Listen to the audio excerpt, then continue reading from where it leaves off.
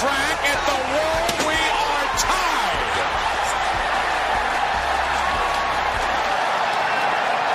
Look at this. He's landing. I don't believe it. I don't believe it. Dropping a big leg. Over for the cover. He got it. Unbelievable.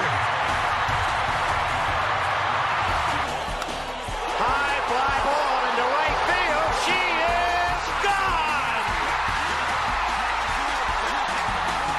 Awesome. He got it. The starter. Mike Tyson in. Austin is the champion. Stone Cold. Stone Cold. Stone Cold. Now the 2-2. Well hit down the left field line. Way back in. Touch a ball, Drew. You'll never hit a bigger home run in your life.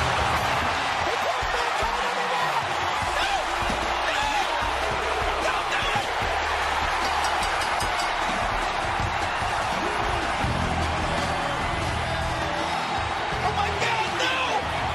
Mankind did it! Nick Foley did it! No! Stone Cold did it! Mankind has achieved his dream and the dream of everyone else who's been told you can't do it! No! You can't do it! You can't do it! No matter what, got money on my mind, I can never get enough. And every time I step up in the building, everybody hands go up.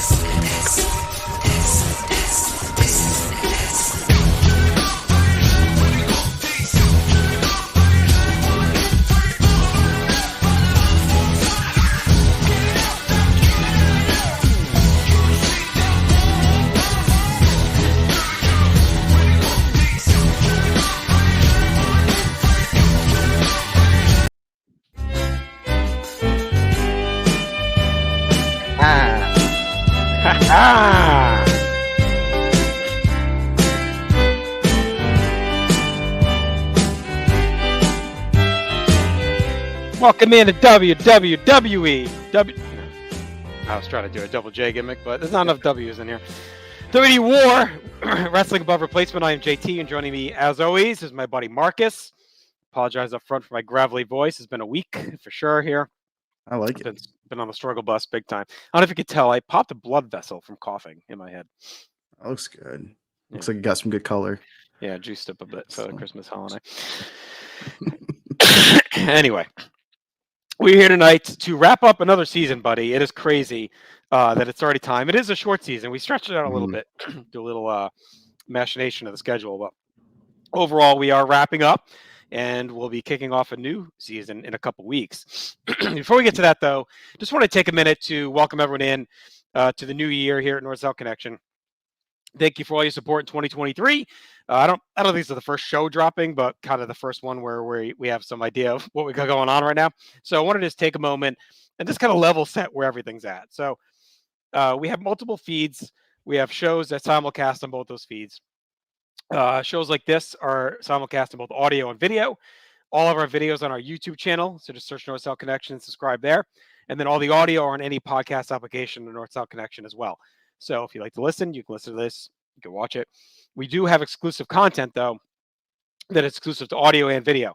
So some shows only record audio only. They're longer form podcasts. We do a lot of short hit video stuff that we don't cross over to the audio as well. Some do, some don't. The best thing you can do is subscribe to both or follow us on social media so you don't miss a thing. You can go to Facebook, follow us at North-South Connection, Instagram under No-So Connection, TikTok under North-South Connection as well. I don't know. Marcus, I think we're both on X, Twitter, but honestly, my New Year's might be to wean that off, so I probably won't be sharing a ton from this. It's so weaned I itself mean, you off. can follow us there, but it's just sort of North-South Connection. But yeah, what were you saying? Oh, it's weaned itself off. It's almost unusable app. Yeah, it's trash. So I won't be probably posting too much there. So if you want to follow us, I would go the Facebook, Instagram, TikTok route. As far as social, or to subscribe to the feeds. Another thing I wanted to just promote really quickly, Ryan Gray and myself kicked off a large Q1 stretch project here, kicked off on January 1st. We are ranking every WrestleMania match ever. There's 402 of them. And we're doing that in the form of 1-minute shorts. So these will air on our YouTube channel. They'll air as Facebook and Instagram Reels, and they'll air on our TikTok as well. They're quick 1 minute. They're not in depth, obviously, at all. This is just like us reading our list of every WrestleMania match ever. We give a few quick thoughts about each match in that really quick hit format. So those are going to drop throughout the day.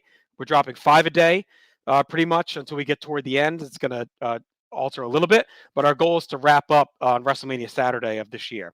So, the first X amount I've already dropped when this airs, and we're going to roll. There'll be ones every day. So just follow those feeds, TikTok, Instagram, Facebook, or again, YouTube Shorts, and you can track along with us and follow our list to see from 402 to number 1. I don't know, Marcus, if our 402 was the same. Michael Cole and Jerry Lawler. Do you agree with that? Yeah, I think that's probably it. It's probably it. And then I think we did have Brett Vince, I think, next, but a little harsh, but all right. Yeah. It's at least a day 3. Yeah. All right. So be sure to check that out. Leave us your thoughts and any feedback and comments as well on any of the shows and any of the content here. And again, we want to thank you for hanging out with us in 2023 as we roll into 2024. Having you with us is exciting as well. So on this program here, Marcus and I are watching every WWE pay-per-view ever. We're doing it in a seasonal format.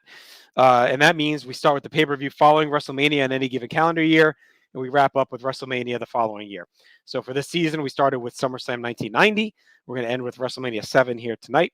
Then we'll kick off a whole new season next week, or next episode in 2 weeks, and that'll be the first pay-per-view after another Mania. We don't do chronological. We do a full season, then we jump around all over the place. We're doing WWE, we're doing NXT, and we're breaking them down in a unique way. So we're doing it based on a plus-minus system. If you think of everything on a pay-per-view as existing at replacement level, so the most average match, average commentary, average crowd, just kind of what you would expect going into a show. Anything above that average line gets a point. Anything below that takes away from the show, below that line, takes away a point. We also grade every match. We take my grade, we take Marcus's grade, take the average, and then we do a plus minus from that as well. So that'll all net out to one big final score, and we are stack ranking every pay-per-view ever this way. Marcus, do you want to review the categories that we are doing this plus minus system within? Absolutely will. We start off with build, followed up by commentary, the atmosphere, notable moments and importance, our match grades, which JG just talked about, card structure, rewatchability, and all-time matches. And anything for it to be a plus in the all-time match category is something we both agree is 4.25 and above. And for it to be a minus, it is something we both agree is 0.75 and below. All right. Okay, so we're going to dive into the finale of this season, and that is WrestleMania 7. And then after we do WrestleMania, we will go through our season end awards. At the end of every season, we do some award stuff. So let's dive in, Marcus. WrestleMania 7 took place on March 24th, 1991 from Los Angeles Memorial Sports Arena, Los Angeles, California. Gorilla Monsoon is the mainstay in the booth. Bobby Heenan is there for most of the show. Jim Duggan, Lord Alfred Hayes, and Regis Philbin also pitch in on commentary. There's a lot of celebrities. We'll talk about some of them as we go.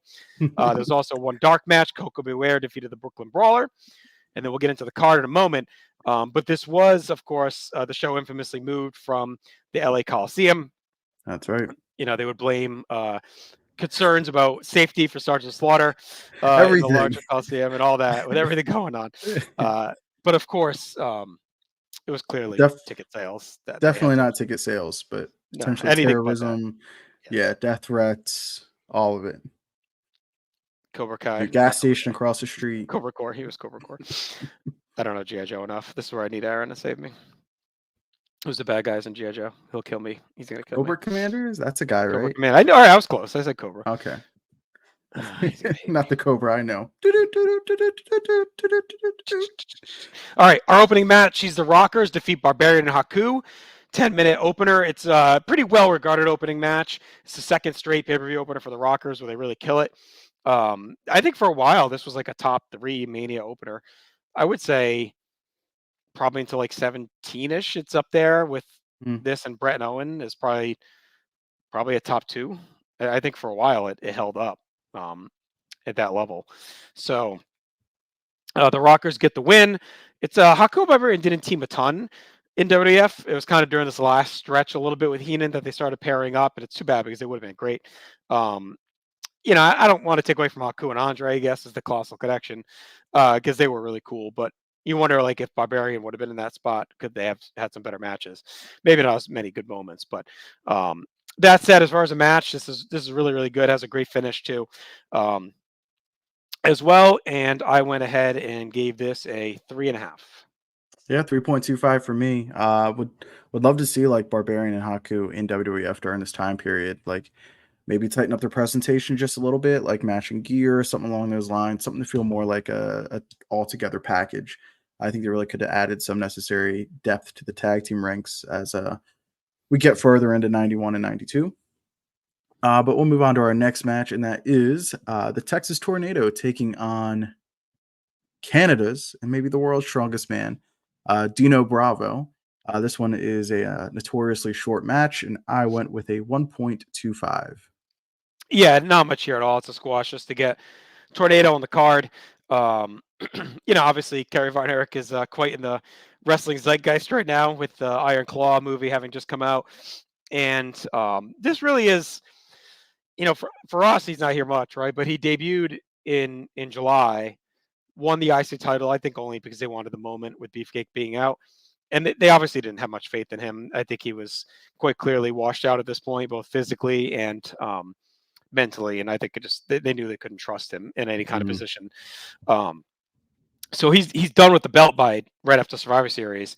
And then from the next year, he does nothing. I mean, he's literally just in matches for like the next year or so. He does no real feuds or anything like that. So that kind of, it's nice they gave him this moment. He's on a couple other pay-per-views. So they do think highly of his name to include him there, but they don't really give him much beyond it as far as like a feud or anything. So yeah, star and a quarter for that. Up next is a feisty little, surprisingly fun match, I think, for some that may not have seen it in a while, and that's the British Bulldog taking on the Warlord.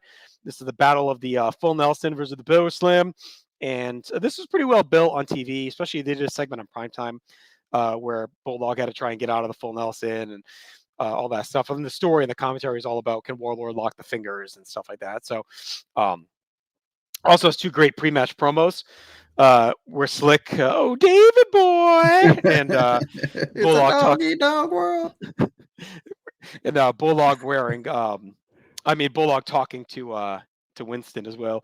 Yes, it is our day. Just two great promos and a great match. The bounce he gets on the power slam at the end off Warlord is awesome. They come rebounding off the mat. This is a really fun bomb fest. I went 3 stars. One of my favorite little hidden Mania matches. Yeah, Haas fight. It's right up my alley. 3.25 for me. And let's go ahead and get on to our tag team title match, which is up next, as the Hart Foundation are going to lose the tag team titles to the Nasty Boys. I went 3.5. This is a match that grows on me every time I watch it now. As I get a little bit older, it's always just a little bit better than I remember it being. If I would have watched this a couple years ago, I'd go 3.25. But it's just, the structure is really good. The Hart Foundation are just absolute pros at the style of match. They really play off of Jimmy Hart, and they have spots for him. He's a deciding factor in the finish. And it sets up the Nasty Boys well as we move into what's going to end up being the next season of 92-93 WWF. The Nasty Boys, they're our tag team champions, and things are going to get interesting perhaps in the tag team division. I agree with you 100% when you say this is a match that definitely gets better with age. I always thought, like, as a kid, and in the early years, it was boring. I thought it was kind of long and plodding. And then I've liked it a lot more as I've watched it over the years. I like the finish. I think the Nasty Boys winning made sense. The Hearts were clearly done as a team by this point. Brett needs to get that solo run cooking. They needed to get that up and running. So I think this was a fitting end. I still believe that Power and Glory maybe deserved that spot, but it's hard to argue that the Nasties weren't kind of like a bigger get, having just jumped from WCW. They were on pay-per-views there, and I think they did have like a bigger time vibe than Hercules and Roma, who had, for all intents and purposes, been jobber to the Stars over the last year and a half prior to becoming a team. I still think they could have worked just fine in the transition role Mhm. between the Hearts and LOD, though. So I went 3 1/4. I like to finish with the helmet and gets the belts over the Nasties for the summer, and the Hearts are cooked. All right, up next is another match. I think that's definitely one that, the SMARC sort of internet views in the 90s warped, right? That this was a stupid farce, it was boring, et cetera, et cetera. But looking back now, it's a masterclass in ring psychology, crowd participation. That's Jake the Snake versus Rick Martel in a blindfold match. Again, not much to it, but it's amazing how they wrap the crowd in. The feud's been excellent leading up to it. It's super memorable. They do a really good job with what could have been a clusterfuck.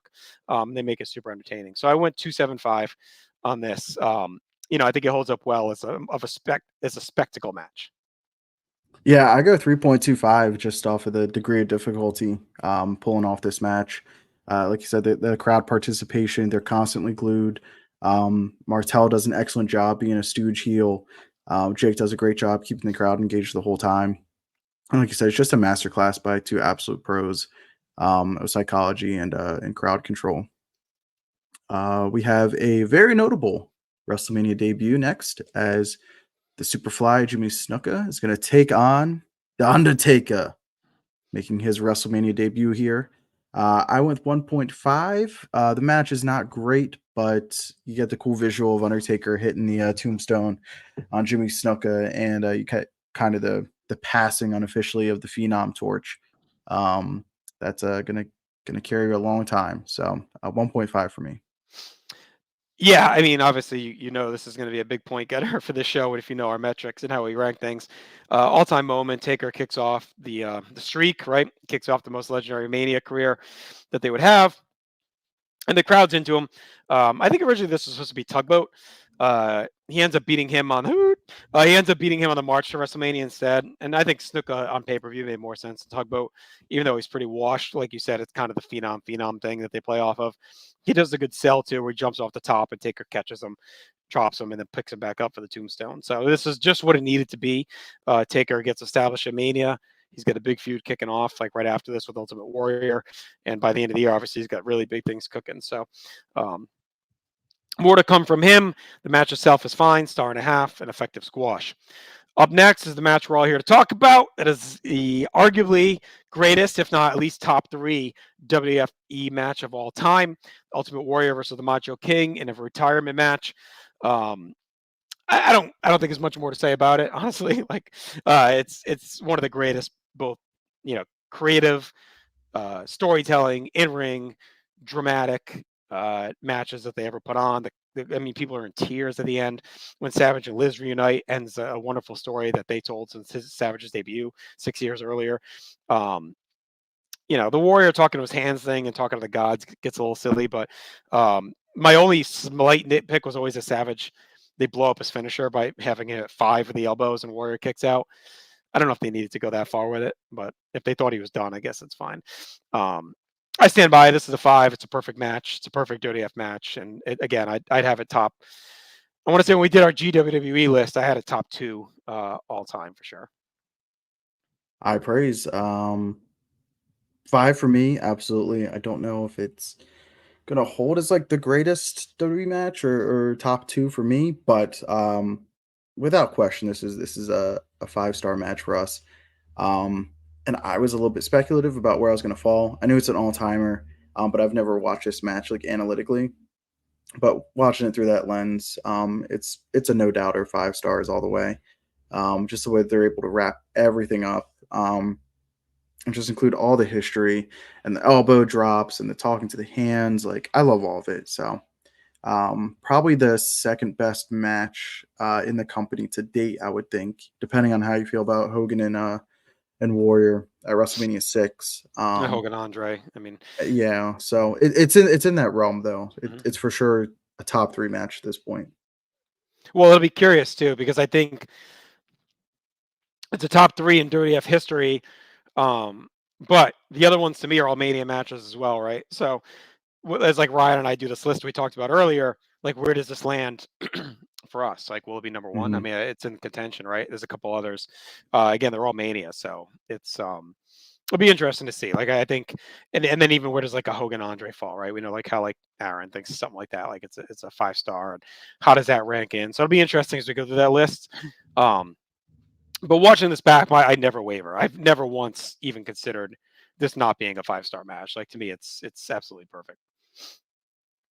All right. Well, we come back from our brief intermission with tag team action.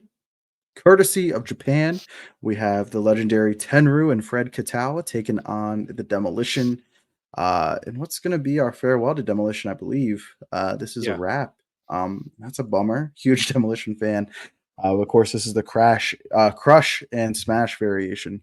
I went 1.75. It's not great, but you do get a power bomb, which is like state of the art in WWF at this time. So that's pretty cool. But that's all that really Yeah, is I to went this match. 175 as well. It's more sad than anything. Like Demolition comes out, they get the Halloween theme music or whatever, and they got Fuji. Smash looks completely just done at this point. He actually hangs around for a while. He hangs around until like through the summer as a Yeah. solo mainly. I think Crush is gone pretty soon after this. Tenryu Katao look like they wanted no real part of being there, but they didn't really give much to work with either.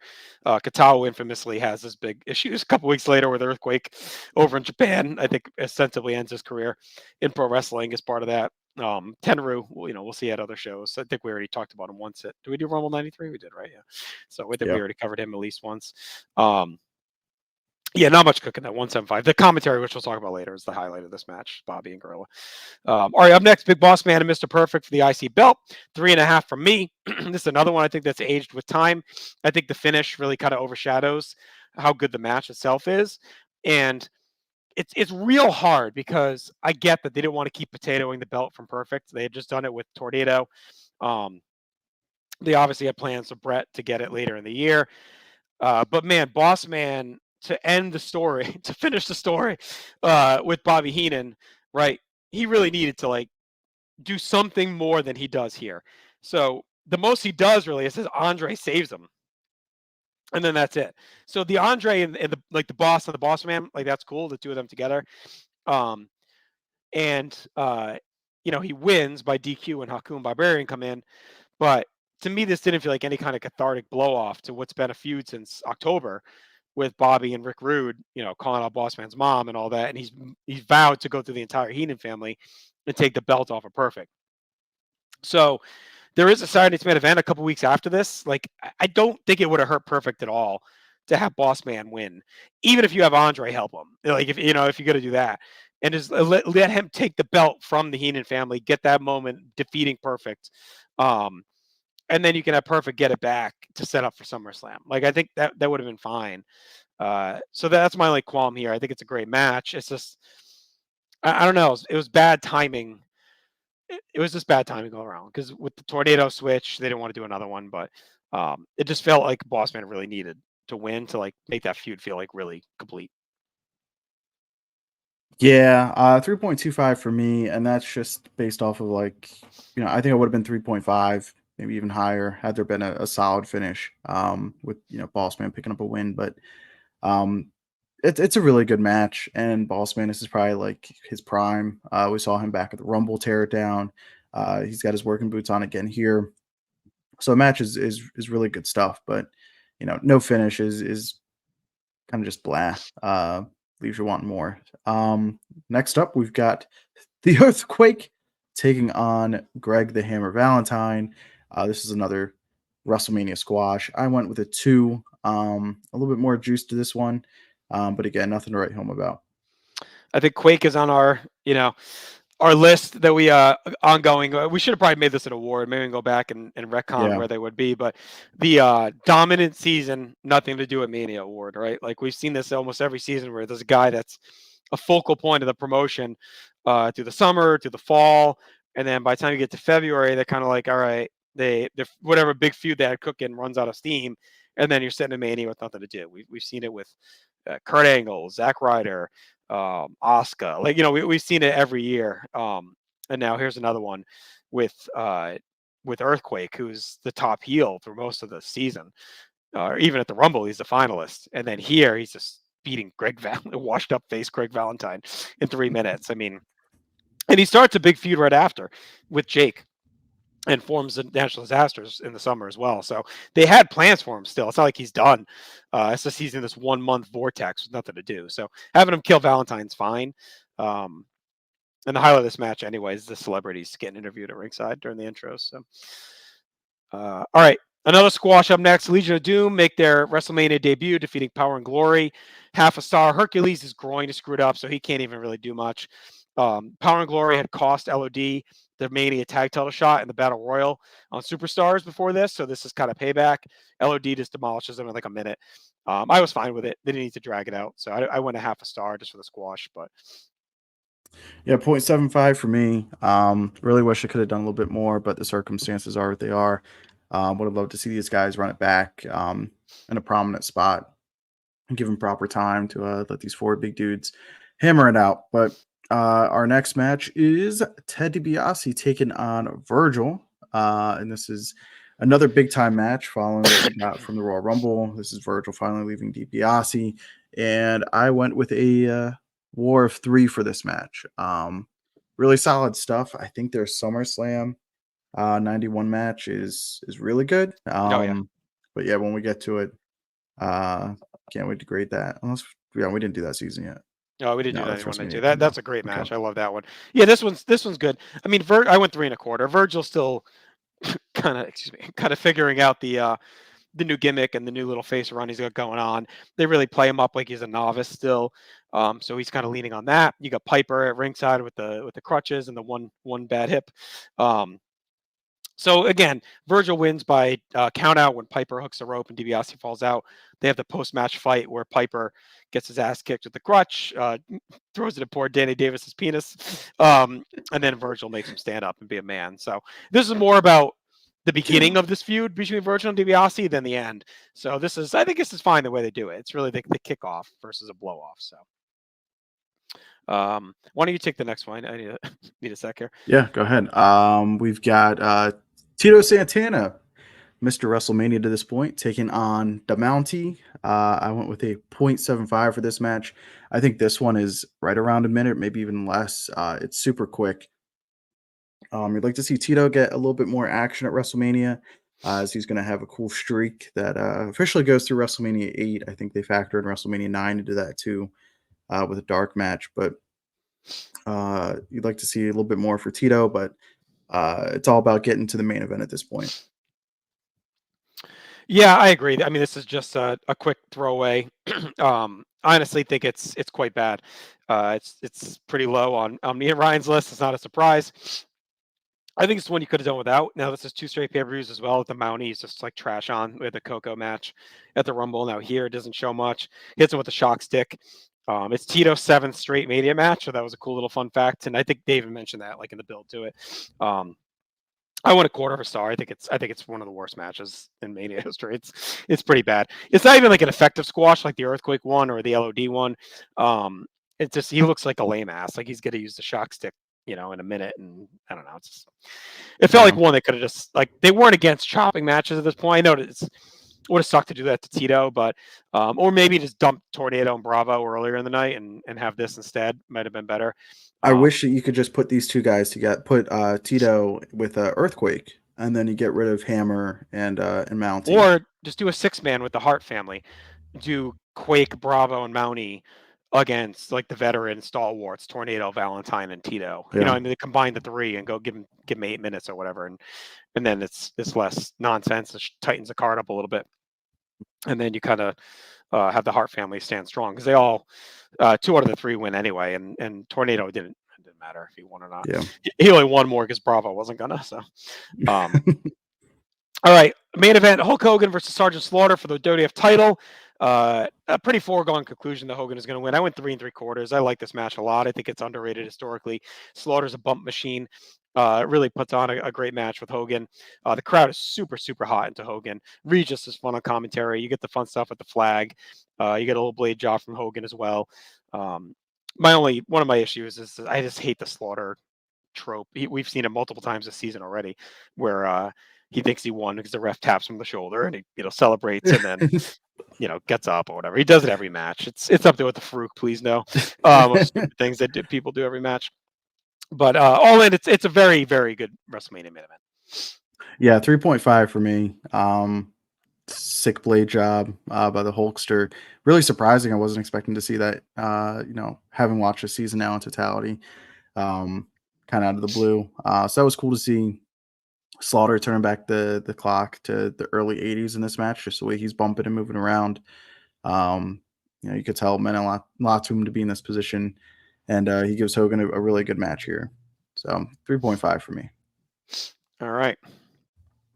So when you net up all our average scores, so Marcus, if you gave a match, or say we both gave it a 3.5, that's a +1 from that mid-grade replacement level, right? So that match gets a 1. If another match averaged out was a 1 for both of us, that's a -1.5, right? Because it's that below 2.5 average score. So we tally all that up for every match.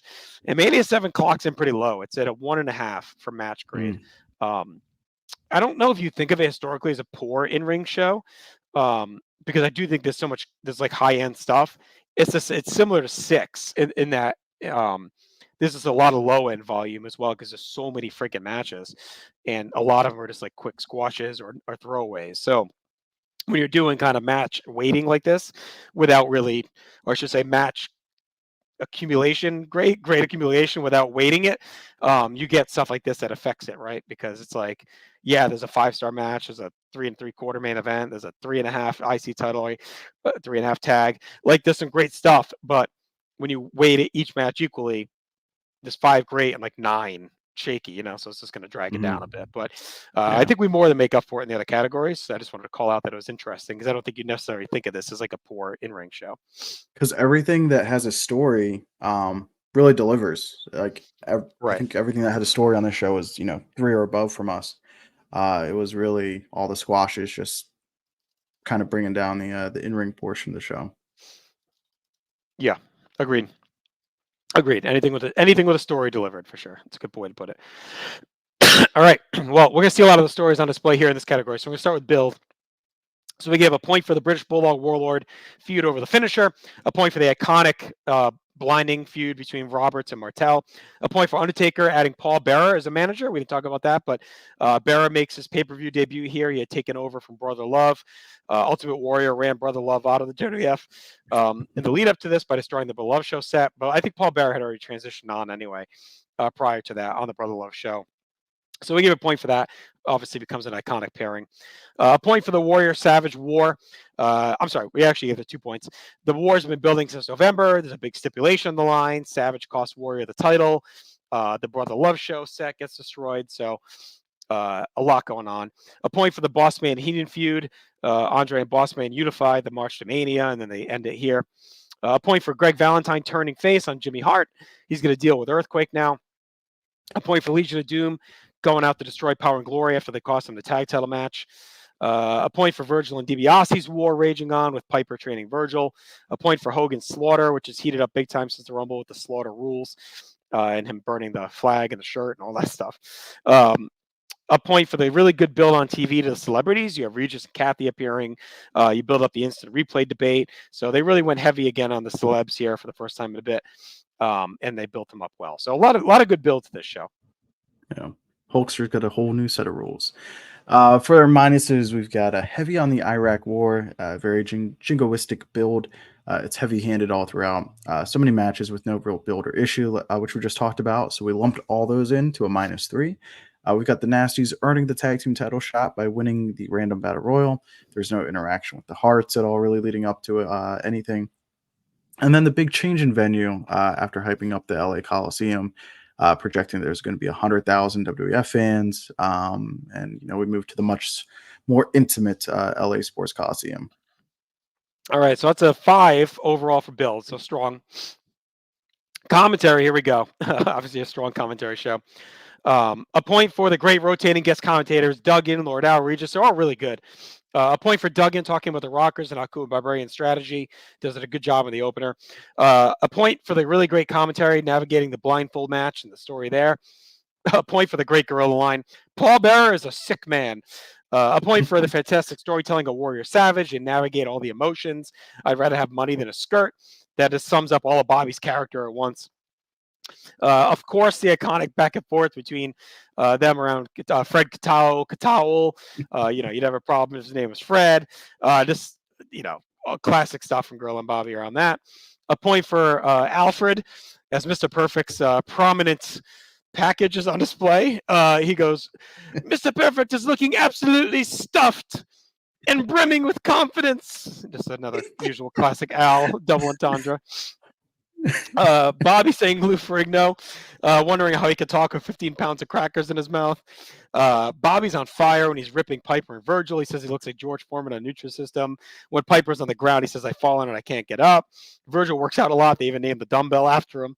And then Regis is great in the main event. He really brings the heat and the guest role. So a lot of strong commentary performance here tonight.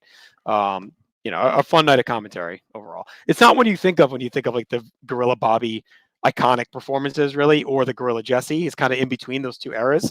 But it's a really good showcase of what Gorilla and Bobby could do on the big stage, and they would do over the next 2 years. Right, for our minuses, we got Gorilla Monsoon calling the world's most famous child star at that time a youngster. Talking about Macaulay Culkin, of course, before someone clues him in as to who it is. Bobby. He's like, oh, that youngster's having a great time or whatever. And then like 30 seconds or a minute later, he's like, you wouldn't want to be left home alone with this guy. I forget his name. With the Nasty Boys. Oh, the Nasty Boys. Yeah, you want to be home alone with the Nasty. So someone definitely said, name drop Home Alone. Name drop Home Alone. Which had just come out in December. I mean, it was big time. We got Bobby randomly noticing Liz before Savage's match. It's a little forced. It's a good attempt, but it's forced. It's too much. Like that always drove me nuts. Like it's right before that match. He had like who? Wait a minute, cameraman, bear with me. It's like I don't know. Maybe like have someone like maybe Bobby is like the king of my mole or my guy backstage, right? Like you say, I just got a note from Lenny backstage, right? He spotted someone in the crowd. Let me go check it out. Like just like something like that would have been a little less like heavy-handed. The one thing Bobby's ever been great at is that heavy-handed stuff. Like he's really rams in the facetiousness like too much. But speaking of Bobby, we got some super racist commentary for Tenru and Katao. Some lines like I smell Kikuman, and then Bobby being really stiff on Lou Ferrigno. He got the one good line in, but he kind of keeps hammering, and it's a little rough. So we went -2 there. Yeah, it's a little insensitive about the vocal disabilities of poor Lou. All right, so +6 of commentary, so strong there. Atmosphere. I mean, this show is known, right, for its great atmosphere. 3 points for the heavy Americana theme. I mean, it stands out. Whether you feel the jingoism is too heavy-handed or not, it stands out so much historically. I mean, the red, white, and blue bunting everywhere. Just really makes for a memorable view. A point for Duggan in the USA gear. Looks awesome. He's got like kind of the Apollo Creed going on. A point for the big pop for Tornado. Monster pop for Bulldog when he hits the power slam and wins. A point for the crowd being red hot during the tag title match, which adds a lot to it. 2 points for the blindfold match. Audience participation. They're so engaged. 3 points for the everything Warrior Savage with the crowd. They're sucked in. The guy with the weird hat crying. The lady crying. Like everything just hits. The full 3 there. Great reaction for Perfect the Boss Man. Makes that feel like a big deal. Big pop for Andre. Point for that. Of the usual massive LOD pop. Point for that. And then the God level pop for Hogan winning. And I should just call out because we didn't say this off the top. 1 point is our standard. 2 point is when it's like extra good. 3 is our max. So if we get something at 3, it's like an all time. That's the most points you can get in our system. So that's we had a couple of those in this atmosphere, which tells you just how great the atmosphere here was for this. Yep. Let's get into the minuses for atmosphere. There's not too many here. We got the crowd being dead for demos and Tenru and Katao. And a good portion of them are probably still coming back from the concession stands or whatever from intermission. Plus we got the awful Halloween style demolition theme. So we went -1 for that. We got the arena setting. It feels below what this WrestleMania should be drawing. And again, maybe they can't be doing 100,000 in the LA Coliseum, but you got WrestleMania 6, which does 68,000, I believe, and then you got WrestleMania 8 right after this. And again, that's not like a sellout, but it's in a dome, and they definitely draw a lot of people there. 40,000, 50,000 people. in Indianapolis. So this one kind of stuck out. I mean, they're packed in, so the place looks sold out. It looks tremendous. But How big is the Rose Bowl bigger than, or is that the same thing as the Coliseum? Is that the same thing? I don't know if there's any other outdoor venues in LA. I think they wanted to run LA, and the problem was it seems like there's either this massive place or a standard arena. There's like nothing in between. But this isn't the. I mean, was the Lakers building bigger than this? Like the Forum? Let's see. The Rose Bowl is a separate stadium. But that would have been probably too big. Still would have been around that 90,000 figure. Okay. So the LA Sports Arena holds about 16,000 for wrestling. Let me see what the Great Western Forum, because that's what it was at that time, right? It's all the same building, I think. The Sports Arena, no, it's different, I think. The Forum looks like it holds, about 17,000 in full, so maybe a little bit bigger. Maybe it was a Lakers game or something that night. All right. So where are we at?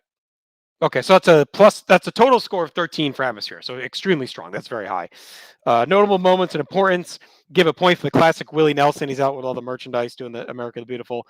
A point for Bobby Heenan's last pay-per-view as a manager.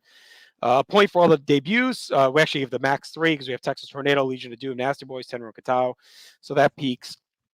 We gave Undertaker, normally we maxed the debuts at 3. Undertaker felt like he deserves his own 3 because of the importance he is and synonymous to Mania. So we gave the full 3 for Taker. 2 points for the classic celebrity interviews all night. Regis, Trebek, Gene in the crowd. Just all really, really memorable. You got, Jake in there, Marla Maples, Trebek and Regis getting stonewalled and set up by Bobby with all the bad guests, not talking to them, and Taker's measuring Regis for the body bag. Alex, more 32. Racist stuff from Alex Trebek. I'm sorry, from Regis just trying to say the Japanese terms to Tenru Katao to try. And at one point, I think one of them cracks when he says Toyota or something. And one of them starts to bust up, but. And then Ferrigno, Henry Winkler, Ultimate Warrior getting his ultimate win. So there's like this, everything's super memorable about the celebrities on this show. A point for the first ever pay-per-view blindfold match.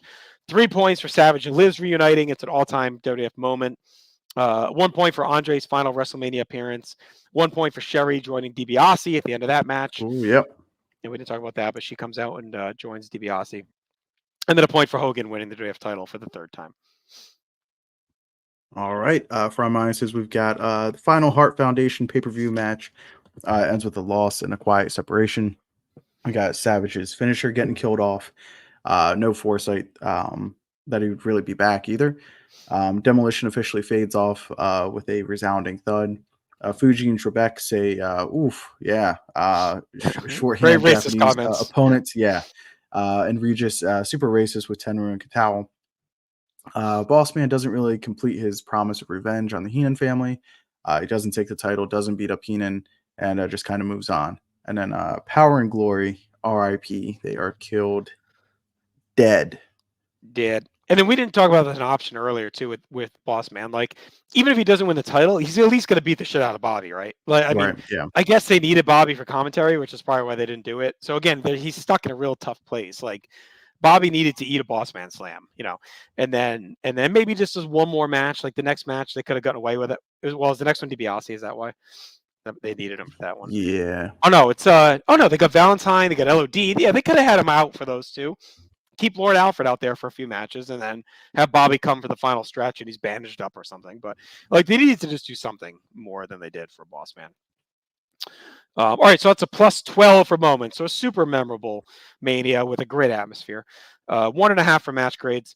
For card structure, we give a point for opening with the Rockers tag. A point for kind of setting things up in sections. You kind of get undercard matches and then a keystone match. And some undercard matches and a keystone match. A point for having a mid-show main event with Mega Angle kind of splits the show as well. So not only into quarters, but also into halves. So if you kind of look at this as a 2-part show, you kind of get to that Warrior Savage, reset, intermission, interviews, and then you get into the back end. So they kind of split things up nicely. A point for using the celebrities in a really good way. They're, instead of overshadowing or dominating segments, they're all classically trained, like old school comedian kind of guys. Yes. And they're weaved, woven, I should say, into the structure of the card. So they're used to tell the stories of the night. It's almost like they had a few euchres out there, like Euchre does at 3 and 4, where they're telling, especially at 4. Euchre's so good at 4, telling the journey of the tournament throughout, right? Like and Vanna as well.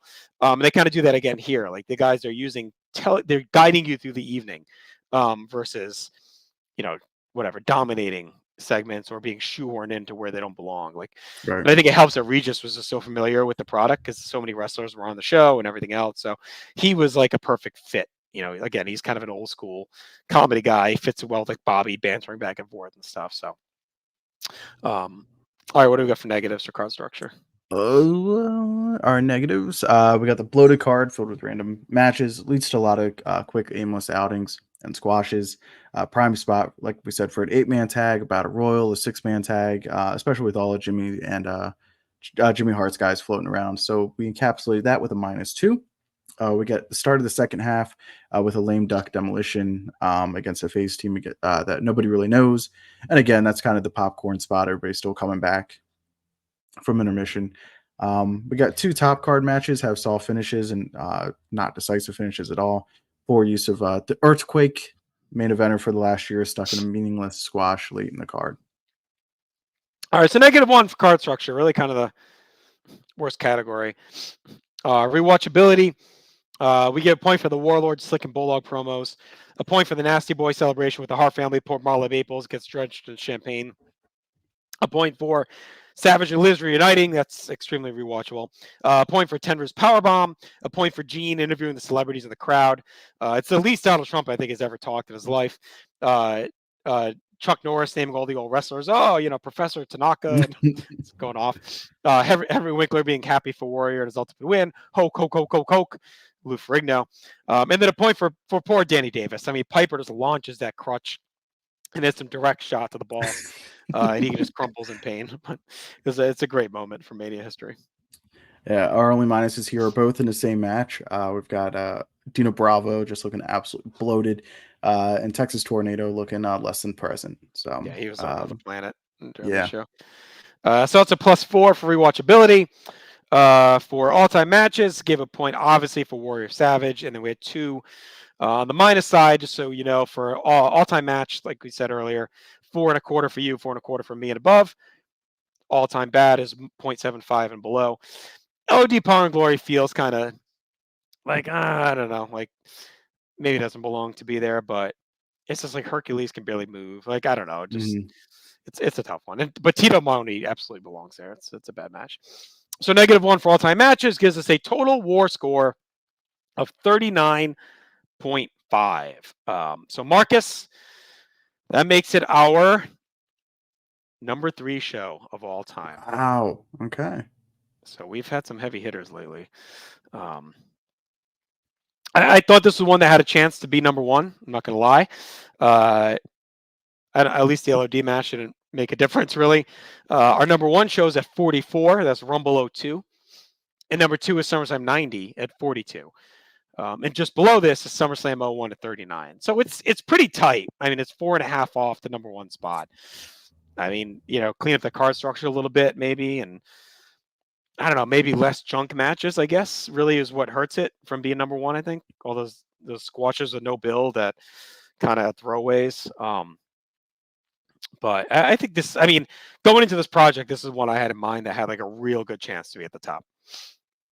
Yeah, I'm a little surprised it didn't rank higher, but like we were both really high in SummerSlam 90.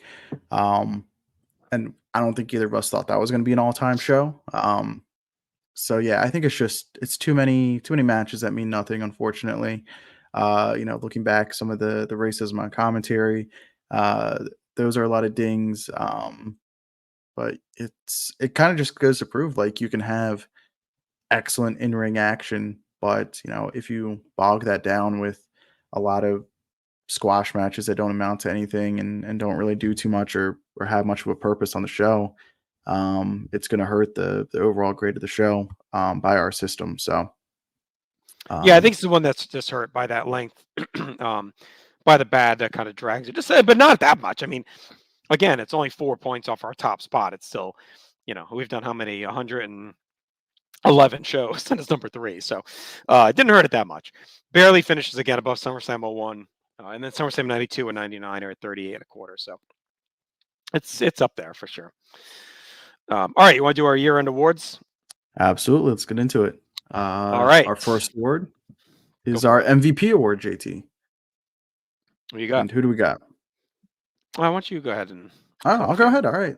This one's got to go to the Hulk, Hulkamania, Hulk Hogan. You and Scott talked about kind of this season and time period of WWF and kind of this second run, really kind of third run of Hogan, and how it's kind of like look back on like, oh, he's running out of gas, but it's really not the case. He just need to be charged up for a little bit, and he's good to go. He took the storm by season, I thought. Yeah, super over. I mean, SummerSlam, super over against Earthquake. Survivor Series is over. Rumble, he's big time over when he wins a Rumble. And then here, I don't think anyone else had the consistency he had for the season. I mean, like Warrior and Savage have a higher high, but Warrior did nothing for most of the season until this. Savage the same. He was hurt or or not even appearing half the time. So Perfect didn't have a lot cooking. The Hearts really didn't have much of a season after SummerSlam. I don't know. Like there's really no one else that stood out as like a strong contender. Legion of Doom, maybe. Like I don't know, they were over, but Taker's not quite there yet. So I think Hogan was actually probably one of the easier MVPs we had to pick here. All right, our Silver Slugger. So this is the highest average match grade. Had to be in at least half the matches, I think we usually say around there. This team wasn't definitely that many. They weren't all 4. I don't think we count the Rumble though for this category. So that's our foundation. Their average match grade is 3.59 for us for the season. I mean, I don't think anyone else jumps out. It's not really the best in-ring season. 1990 is not a great in-ring year for WWF, and that's half the season for us. Survivor Series 90 is kind of an all-time bad in-ring card. Rumble doesn't have a lot cooking on the undercard either. Really, most of it's in the ring. I think the Rockers would have had a shot. Maybe a Survivor Series is a little bit better because Rumble is great. This match is really good. SummerSlam 90 was really good. So kind of a 2-team race in ring.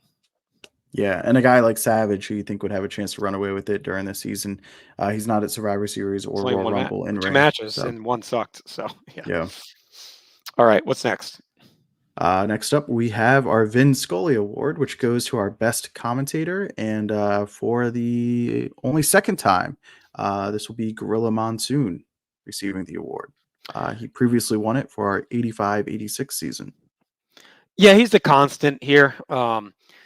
You have Piper for a few shows, and we weren't like the biggest Piper fan.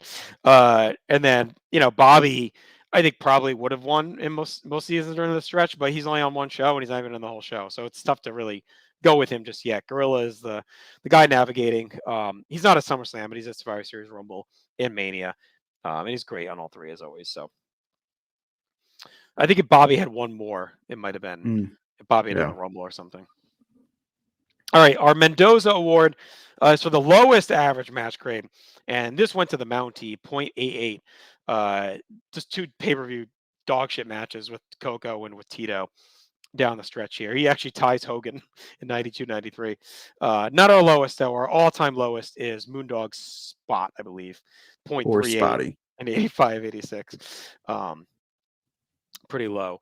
And then just above Spot was poor Miss Jacqueline at 0.67 in 99, 2000. Tough draw.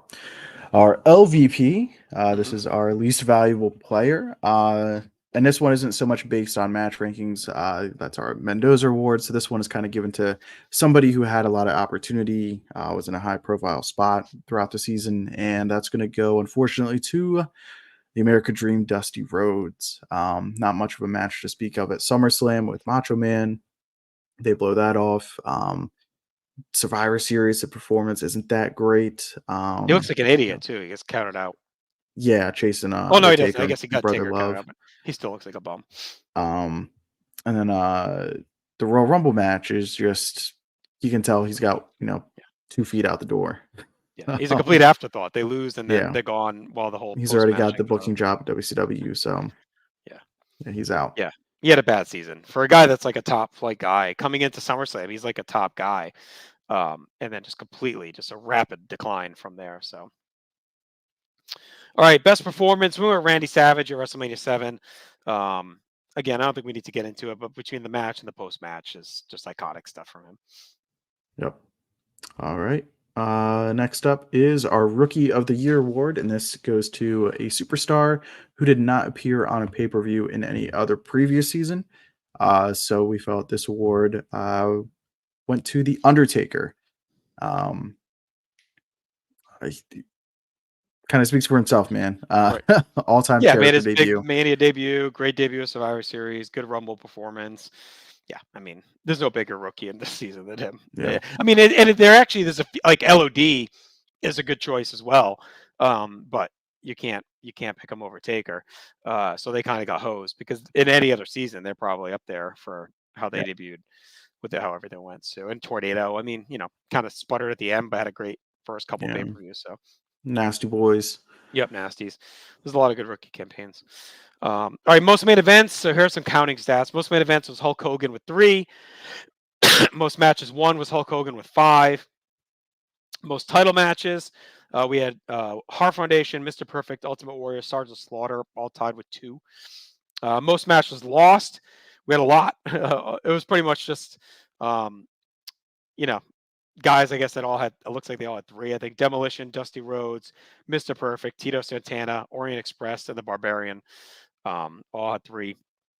Best crowd, Marcus, who do we go with best crowd? We went with Los Angeles for WrestleMania 7. Winner by a hair because the SummerSlam 90 crowd in Philly was absolutely red hot. But we gave the edge to WrestleMania 7 crowd in LA.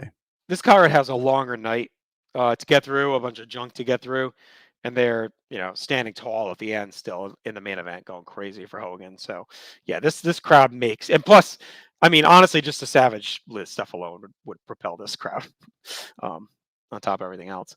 All right, we're gonna wrap with our all-star team and all loser team. So here's our all-star team. It's our 5 best performers of the season: Hulk Hogan, the Big Boss Man, the Hart Foundation, Ultimate Warrior, and Macho King Randy Savage. Warrior and Savage, again, were shaky through parts of the season, but I guess Warrior less so, right? Because SummerSlam, he gets the dominant win over Rude. He's in that cool bookend Survivor Series with the Warriors, and then he stands tall with Hogan. The Slaughter match was fine, and then an all-time classic. Savage, starts shaky, but he does have that low-key funny interview at SummerSlam when he's up on the sedan, Mooney's on the ladder shaking. Obviously, he's a big-time player at the Rumble, where he cost Warrior the title, and then the match here. Hearts were tag team champions, are Silver Sluggers, and then Hogan goes without saying, and Boss Man again was really good too. This is really his ascension as a top face in this season. So,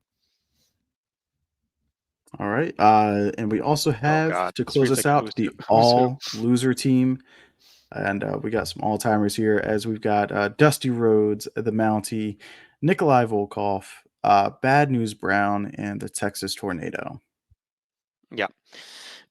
I mean, all guys that had, ample opportunity and just really kind of stunk up the joint. Tornado, again, had the good moment at SummerSlam. He's in that cool match of Survivor Series, but after that, just nothing going on. I mean, he looks completely strung out and done by the Rumble Mania. Quick drop for him. Bad News was in that awful sewer rat match. That was garbage at SummerSlam, and then he's gone. Volkov, terrible. Mountie, terrible. We talked about it. And Dusty's a waste. So I think that's fair. A fair group right there of guys that just really did not look good. All right. So final thing to do here is our ranking of the pay-per-view years. 1991 finishes with 84.25 total war points, only 4 pay-per-views, so that's low on the counting side. But when you average that out, divide by 4, it has an average of 21.1, Marcus, which puts it at 5th all-time of the 12 seasons we've done. All right. Let's if you want to go to that tab, you want to read all 12 off? We haven't really done it. So our bottom ranked season so far is 1985-1986 with a WAR of 9. Well, let's do the average. So average. Average. Sorry. Yeah. So yeah, average of 4.5 and total score of 9. All right, 94, 95, the average score was 5.6. All right. 2011, 2012, the average score was 10.2. 04, 05 was next with an average of 12.6. 2018, 2019 with an average score of 13.7. 1999, 2000, an average score of 17.8. 2015, 2016 with a 19.2. The season we just did, 90-91, with a 21.1. 2014, 2015 NXT with a 20.6. 2018, 2019 NXT with a 21.3. Does this one go higher? The 90-91, does it go higher than the NXT season? Real quick. Oh, 'Cause yeah, that was yeah, the you're average right. score. Yep. Okay. All right, so it's actually number 4. There we go. 99 was number 4 now. It's above 18. It's above 14, 15 NXT. My bet on that. So yeah, so it goes 90, it goes 14, 15 NXT, 90, 91, 18, 19 NXT. And now our top 2. 1992, 93 with a 22.9. And then 2001, 2002 was our best season at 26.1. I think you can see the top is kind of heavily tilted toward the shorter seasons, right? Because there's less chance of bad shows dragging it down, but they also have less chances to hit. I mean, so like if you have 2 out of 4 bad shows, it's going to sink the season, like Yeah. 94, 95, etc. So you still need to hit on them. But I think it shows you how good 01, 02 was. That, I mean, it's 12 pay-per-views, and or it might even been more because we did the UK stuff, and it's, you know, at the top by far, like outpacing quite a bit. So. All right, buddy. Season is in the books. We are done with 90-91. It was a lot of fun heading back. So in 2 weeks, we're going to kick off a new season. We'll save that surprise for you. We're going to fast forward a bit. Not too far, though. Not too far. Just a little bit. And we'll get into a brand new season on our next episode. Be sure to subscribe, like we talked about earlier, to everything here at No South Connection. We appreciate you here in the new year. I want to thank you. Leave us any support, any love, any comments. Share us around. That would be the biggest thing you could do for us as listeners. We'd really appreciate it. So for Marcus, I'm JT. Continue to live your life above replacement level. We'll talk to you soon.